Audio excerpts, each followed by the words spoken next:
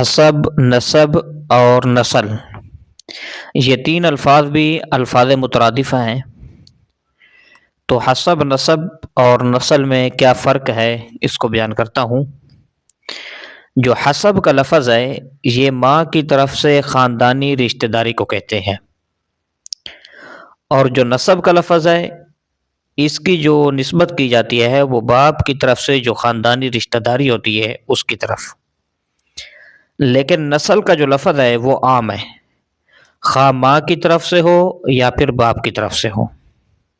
تو خلاصہ یہ نکلا کہ حسب کی نسبت ماں کی طرف کی جاتی ہے اور نسب کی نسبت باپ کی طرف کی جاتی ہے، جبکہ نسل کی نسبت جو ہے وہ دونوں کی طرف کی جاتی ہے۔ اگر مزید تفصیل آپ نے دیکھنی ہو تو معارب الطلبہ کا مطالعہ کر سکتے ہیں۔ اللہ تبارک و تعالی ہمیں عقل سلیم عطا فرمائے، آمین۔